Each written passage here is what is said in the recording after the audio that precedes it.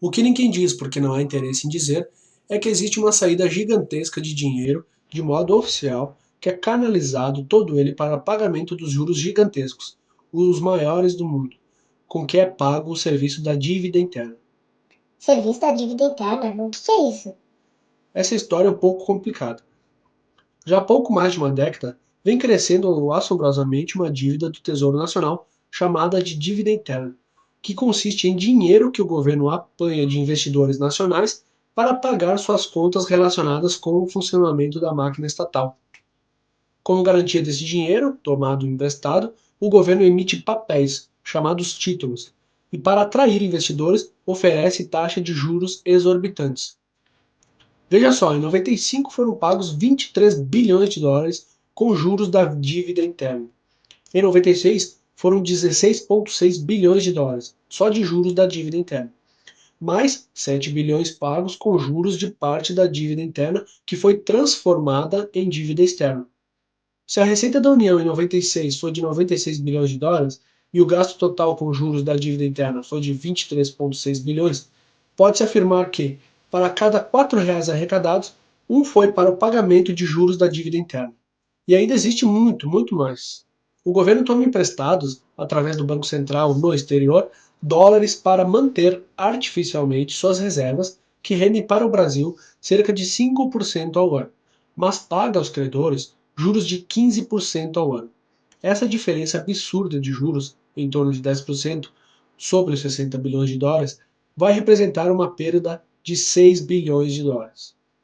E pior ainda, existe uma dívida em moeda estrangeira que não é registrada, que não é mencionada, que não é calculada pelo governo, dinheiro para especulação pura. Sob o título de Portfólio para Aplicação em Papéis, em 1996, entraram 100 bilhões e saíram 65 bilhões. O saldo foi de 35 bilhões, mas quanto que os capitalistas ganharam de fato?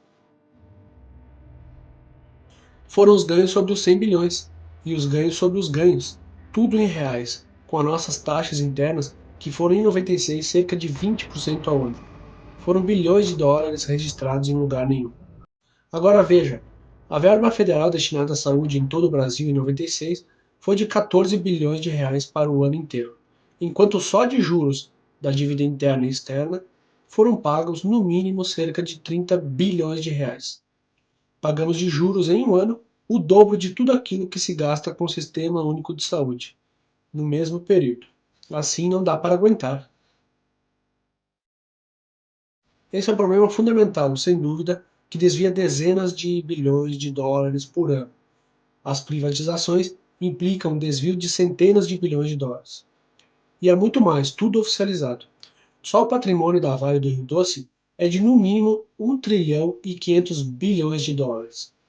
Assim a gente entende por que não há dinheiro para a educação, para a saúde, para as estradas, para o serviço público em geral. Não há dinheiro para nada que seja relacionado com a vida do povo brasileiro. Ou seja, para eles tudo, para o povo brasileiro nada. Então não há saída. É claro que há. O essencial é voltar à realidade. É ter coragem para enfrentar a armadilha que nos foi imposta pelos donos do mundo que comandam o sistema financeiro internacional. Só há uma saída. É a ruptura com o sistema financeiro internacional.